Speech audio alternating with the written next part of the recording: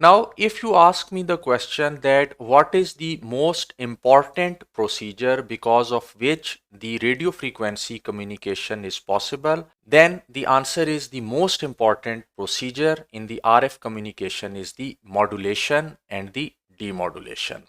The RF transmitter performs the modulation while the RF receiver performs the demodulation. And in order to understand this clear, let us take this example. Suppose a person is talking into this microphone and the microphone is converting the sound waves of that person into an electrical voice signal, and this electrical signal has certain voltage which is a function of time, and since this signal is a function of time, so we would call it as the time domain electrical signal.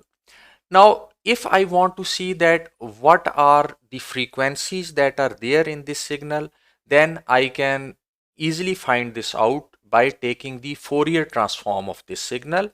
And after the Fourier transform, I get this signal as a function of the frequency. That means that I know what are the frequencies that are there in this signal and what are the magnitudes of those frequencies. So this plot is a function of frequency, and this signal would be centered at 0 hertz or 0 hertz frequency. So that is why it is called as the baseband signal, and the bandwidth of this signal would be from 0 to the maximum frequency value that is there in this signal, and this bandwidth is denoted by symbol P.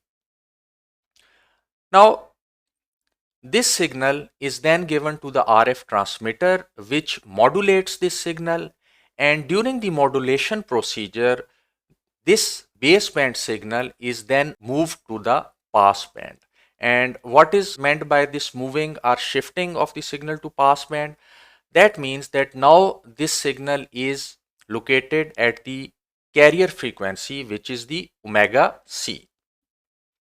Earlier, this signal was centered at 0. Now it is centered at omega c. And since this signal is now to the right side of 0, so its bandwidth would be measured from the lowest frequency to the highest frequency, and we can see that as compared to this case, here our bandwidth has become twice.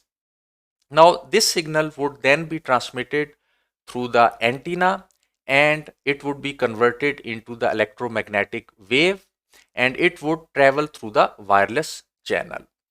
However, during this procedure, noise of the channel would be added to this signal, and then this signal would be received by the antenna, and the receiver would then perform the inverse procedure of the modulation. That means that the receiver would demodulate this signal, and this signal would then be moved from the carrier frequency again to the center frequency of 0 hertz. That means that we have again shifted the signal back from the passband to the baseband, and then this signal is given to the speaker, and the speaker can play this signal.